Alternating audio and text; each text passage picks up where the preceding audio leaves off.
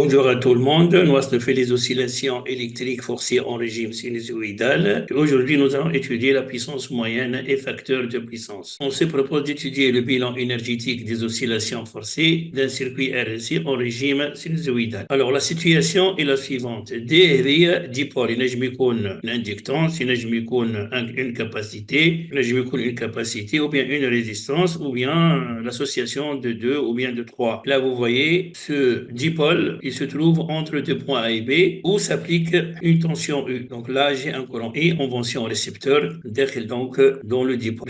On نعرف la puissance ou l'énergie dissipée dans ce dipole. Donc, comme étudier le bilan énergétique, c'est étudier l'énergie ou bien la puissance dissipée ou bien reçue par le dipole. Alors, U de T est égal à U racine de 2 sinus oméga. U racine de 2, c'est la valeur maximale. Donc, U, c'est la valeur efficace. Donc, racine de 2 U, nécessairement U, elle est efficace. Et racine de 2 fois U, ou la valeur maximale. Bien évidemment, I de T, valeur maximale. I de M, I, valeur efficace, racine de 2, sinus oméga T plus phi étant le déphasage pour la tension et le courant. La puissance électrique instantanée s'écrit P de T égale à U de T fois I de T.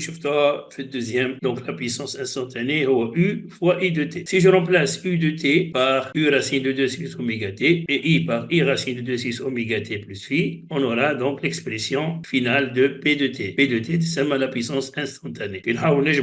Donc 2 U I, racine de 2 fois racine de 2, ça devient 2, sinus oméga T plus phi. Et là, on fait les formules trigonométriques que sinus A fois sinus B est 1 demi cos A moins B moins cos A plus B. وبالتالي نعوض عن sinus oméga T وsinus oméga T plus phi. Sinus oméga T هي A et sinus oméga T plus phi هي B. Donc on est عندي 2 on est عندي 2 تتنحى تأخذ U fois I. Et là vous voyez oméga T moins oméga T A moins B, oméga T moins oméga T ça fait 0. Donc on dit cosinus moins phi, ça fait cos phi puisque cosinus est une fonction paire. Le signe moins disparaît. Le signe moins l'année, cos A plus B, on dit oméga T ça fait 2 oméga T plus phi, d'où l'expression P de T suivante. Et bien là, je la puissance moyenne. Donc, fait le bilan énergétique, dit maintenant je la puissance moyenne. Pour une période T, la puissance moyenne s'écrit 1 sur T, 0T, P de T, dt. Et bien, je vous rappelle l'expression de P de T et U fois I cos phi, moins U de I cosinus 2 oméga T plus phi. Et là, vous voyez que cette expression, elle est indépendante du temps et celle-ci, elle dépend du temps. Alors, faisons maintenant la moyenne de cosinus oméga T plus phi T, 1 sur T sur T. Et bien là, j'ai l'intégrale de cosinus, ça fait donc 1 sinus 2 oméga T plus phi, au table 2 oméga l'autre, on est 1 sur 2 oméga T, sinus 2 oméga T plus phi entre 0 T. Ceci est égal à 1 sur 2 oméga T, sinus oméga T, نعوض هنا بغران T plus phi, وهنا plus 0, تولي moins sinus phi. Et là, je vous rappelle que cette relation est égale à 0, علاش؟ خاطر T هي 2 pi sur oméga, et donc تولي عندي T oméga هي 2 pi, تولي عندي 4 pi, et sinus 4 pi plus phi, ça fait sinus phi, puisque sinus est une fonction périodique de période de pi. Donc on aura ici sinus phi moins sinus phi égale à 0. Donc la moyenne de ce terme, elle est nulle. Nous pouvons maintenant écrire que donc la puissance moyenne P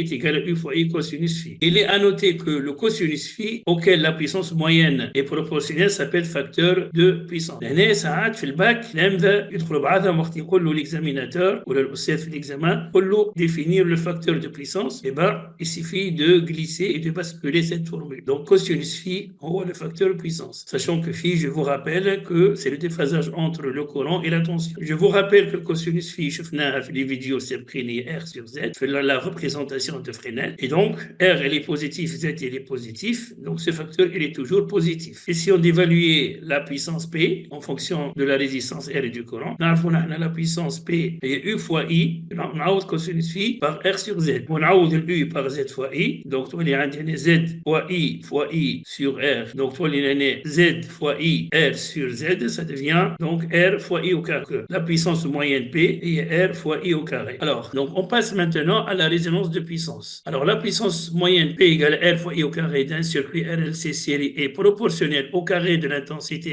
efficace du courant oscillant dans le circuit. Il s'ensuit une résonance de puissance à chaque fois qu'il y a résonance d'intensité. C'est-à-dire, la puissance, elle est maximale, moyenne, si seulement si I entre en résonance. C'est-à-dire lorsque phi, le déphasage entre le courant et la tension, elle est nulle. Donc la puissance moyenne P est maximale si seulement si phi, elle est nulle. C'est-à-dire c'est-à-dire cosinus phi est égal à 1. وبالشكل هذا كمان les vidéos du cours concernant les oscillations forcées en régime sinusoïdal. ملتقانا في d'autres vidéos إن شاء الله.